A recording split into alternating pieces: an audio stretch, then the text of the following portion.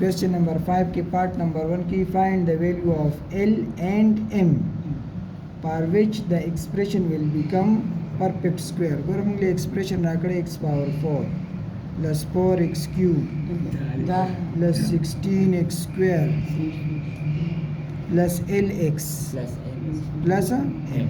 نو سوي چې د L او د M د کم یو ویلیو د پاره به دا perfect square وي. پر what value of L and M the given expression become perfect square.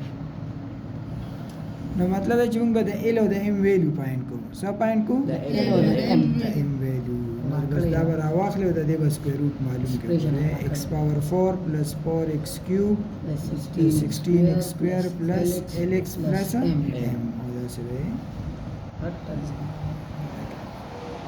داسې نمبر چې دوه پیر ملټیپلای کو چې ایکسپورټ راشي صرف x سکویر 2 پکې ضرورت نشته او چې دلته 4 نو بیا به 2 والی صحیح ده. x سکویر جست x سکویر دا به ایکسپورټ شي. x سکویر چې ملټیپلای شي څه به شي؟ ها اوس پته مونږه دا دواړه راکوس کو دا مو سره زبر راکوس کی اوس دی لا پس کې ضرب ورکې دا 2x سکویر د 2x سکویر لا پس کې ملټیپلای ورکو چې 4x ته راشي 2x کې ٹھیک ده.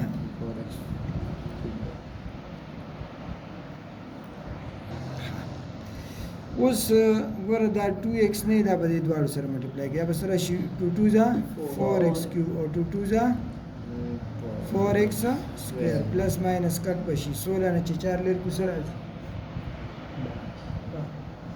یفته plus m دا په 2 کې بیا ملټیپلای کې دا په 2 کې ملټیپلای کې دا به سره شي 2x square plus 4x.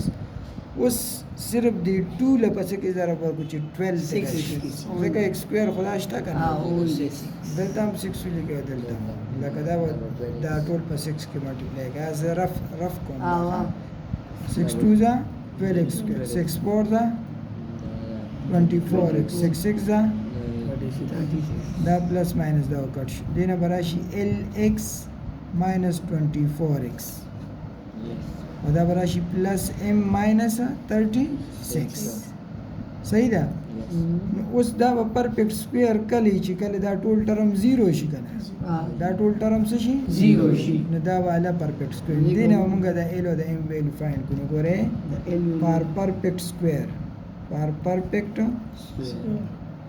square the lx minus 24x plus m minus 36 دا به 0 هی کنه دې دوه نه x کامن کا دا ورشي l minus 24 into x او دا m minus 36 شو دې تر توزیع کوم 0x plus 0 سپاره په نو ورته دی لکه 0 واپس مکه درانه. اوس په موږ دواړه طرف ته کمپیریزن وکړو. comparing coefficient of x and constant both side.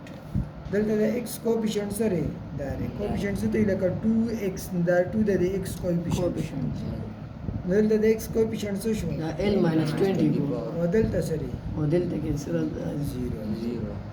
دلته کې چې x وسره نه هغه ته موږ constant وایو دلته constant سره دلته کې constant m minus 36 او دلته constant سره دلته 0 دی 24 دی خورا واړه دا بس شي plus 24 او دا 36 دی خورا واړه نو دا m دا l او دا m ویلیو معلوم شي.